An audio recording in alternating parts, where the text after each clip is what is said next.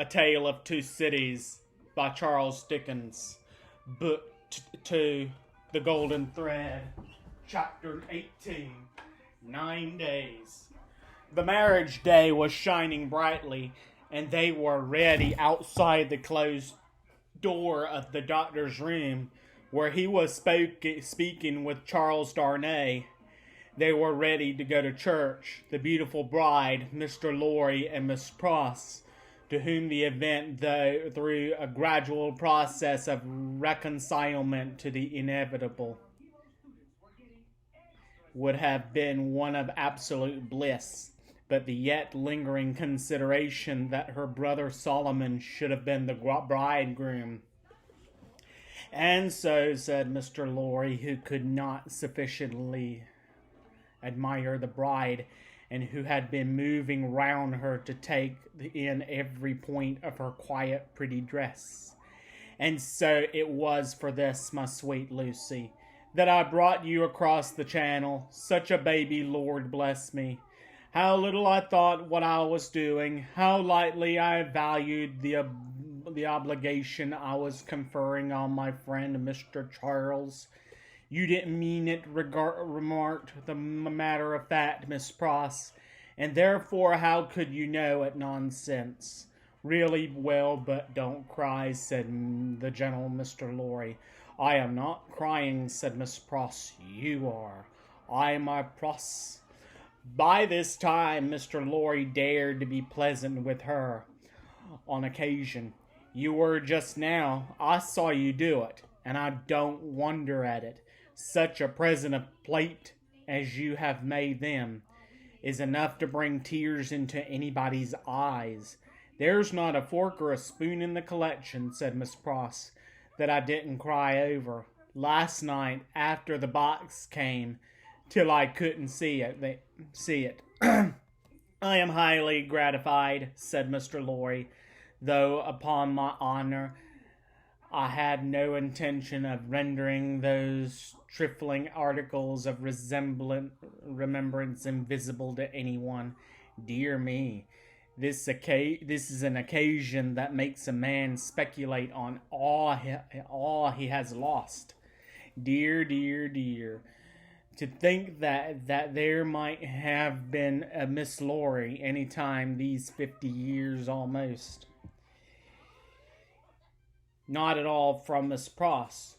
You think there never might have been a Miss Lorry, asked the gentleman of that name. Pooh, rejoined Miss Pross, you are a bachelor in your cradle. Well, observed Mr. Lorry, beamingly adjusting his little wig, that seems probable, too. And you were cut out for a bachelor, pursued Miss Pross, before you were put in your cradle.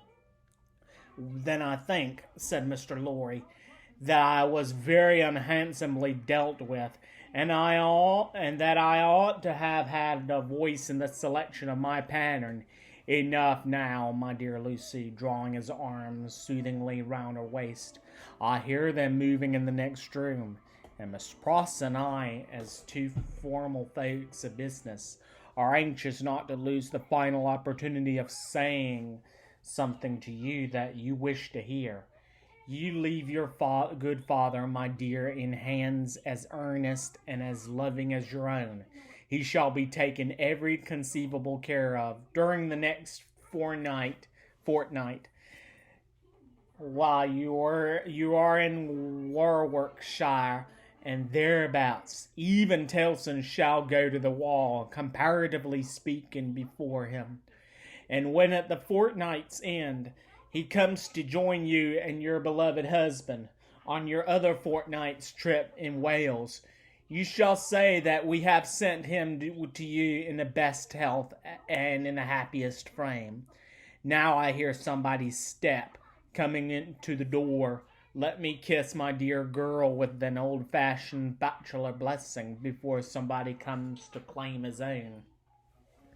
For a moment he held the fair face from him to look at the well-remembered expression on the forehead, and then laid the bright golden hair against his little brown wig, with a genuine tenderness and delicacy which, if such things be old-fashioned, were as old as Adam. The door of the doctor's room opened, and he came out with Charles Darnay.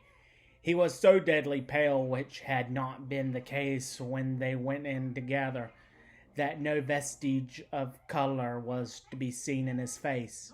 But in the composure of his manner he was unaltered, except that to the shrewd glance of Mr. Lorry it disclosed some shadowy indication that the old air of avoidance and dread had lately passed over him like a cold wind. He gave his arm to his daughter and took her downstairs to the chariot which Mr. Lorry had hired in honor of the day. The rest followed in another carriage, and soon, in the neighboring church where no strange eyes looked on, Charles Darnay and Lucy Manette were happily married. Besides the glancing tears that shone among the smiles of the little group, when it was done, some diamonds, very bright and sparkling, glanced on the bride's hand, which were newly released from the dark obscurity of one of Mr. Lorry's pockets. They returned home to breakfast, and all went well, and in due course the golden hair that had mingled with the poor shoemaker's white locks in the Paris garret were mingled with them again in the morning sunlight on the threshold of the dark door at parting. It was a hard parting, though it was not for long. But her father cheered her and said at last, gently disengaging himself from her enfolding arms, "Take her, Charles, she is yours." And her agitated hand waved to them from the chasse window, and she was gone. The corner being out of the way of the idle and curious, and the preparations had been very simple and few, the doctor, Mr. Lorry, and Miss Pross were left quite alone. It was when they turned into the welcome shade of a cool old hall that Mr. Lorry observed a great change to have come over the doctor, as if the golden arm unlifted there had struck him a poisoned blow. He had naturally repressed much, as some revulsion might have been expected in him when the occasion for the repression was gone. But it was the old scared, lost look that troubled Mr. Lorry, and through his absent manner of clasping his head and drearily wandering away into his own room when they got upstairs, Mr. Lorry was reminded of Defarge, the wine shopkeeper, and the starlight ride. "I think," he whispered to Miss Pross, after anxious consideration, "I think we had best not speak to him just now, or at all disturb him. I might look in at Tellson's, so I will go there at once and come back presently. Then we will take him a ride into the country and dine there, and all will be well." It was easier for Mr. Lorry to look in at Tellson's than to look out of Tellson's. He was detained 2 hours. When he came back, he ascended the old staircase alone, having asked no question of the servant. Going thus into the doctor's rooms, he was stopped by a low sound of knocking. "Good gods," he said with a start, "what's that?" Miss Pross, with a terrified face, was at his ear. Oh me, all is lost," cried she, wringing his hands. "What is to be told to Ladybird? He doesn't know me, and is making shoes." Mr. Lorry said what he could to calm her, and went himself into the doctor's room. The bench was turned towards the light, and it had been when he had seen the shoemaker at his work before, and his head was bent down, and he was very busy. "Dr. Manette, my dear friend, Dr. Manette." The doctor looked at him for a moment, half inquiringly, half as if he were angry at being spoken to, and bent over his work again. He had laid aside his coat and waistcoat. His shirt was open at the throat, as it used to be when he did that work, and even the old haggard faded surface of face had come back to him.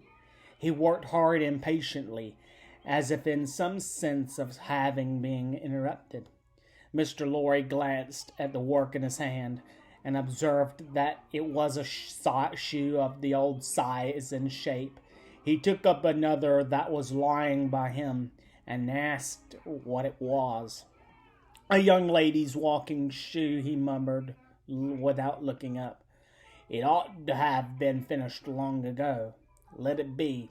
But Dr. Manette, look at me." He obeyed in the old mechanically submissive manner, without pausing in his work.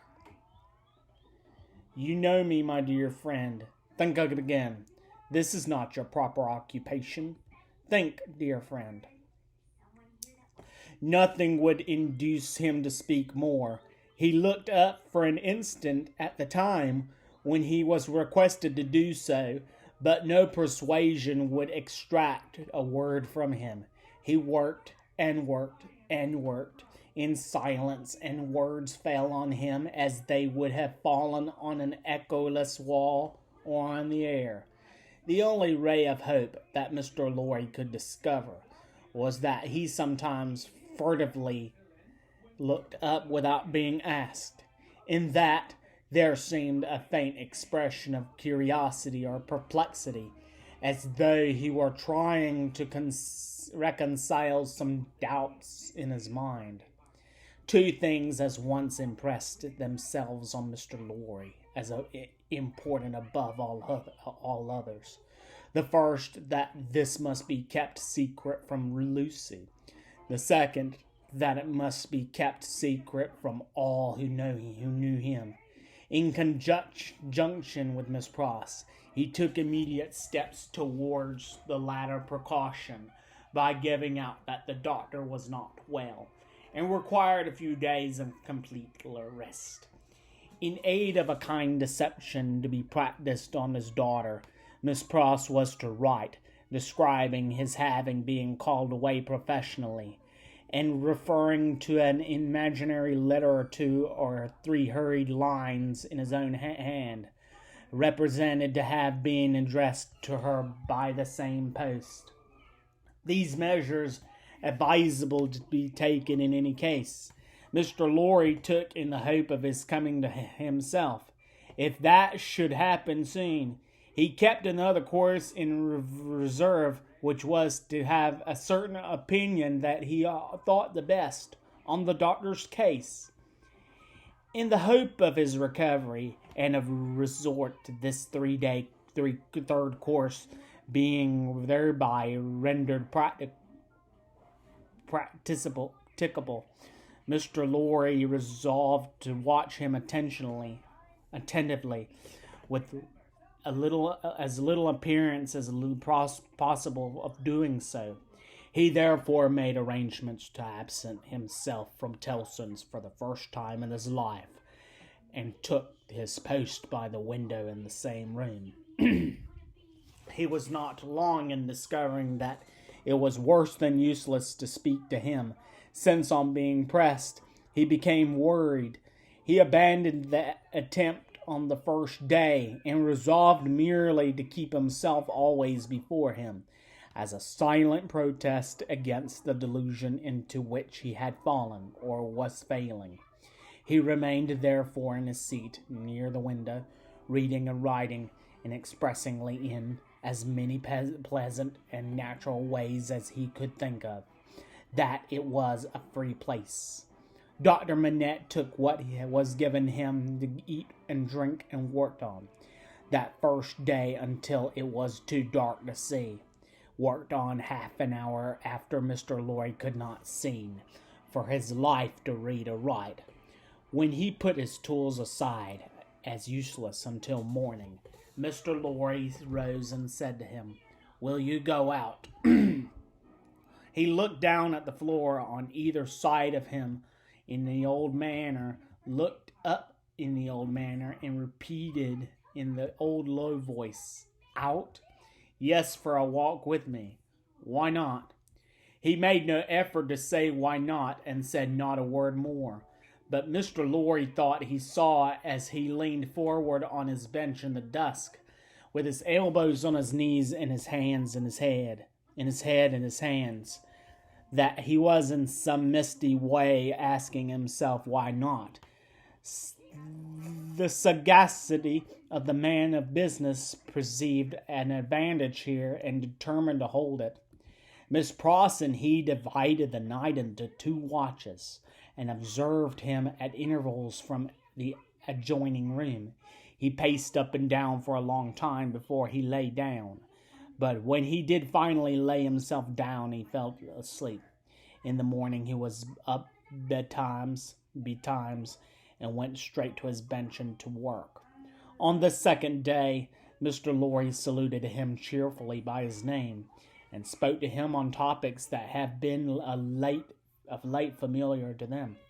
He returned no reply, but it was evident that he heard what was said, and that he thought about it, however confusedly.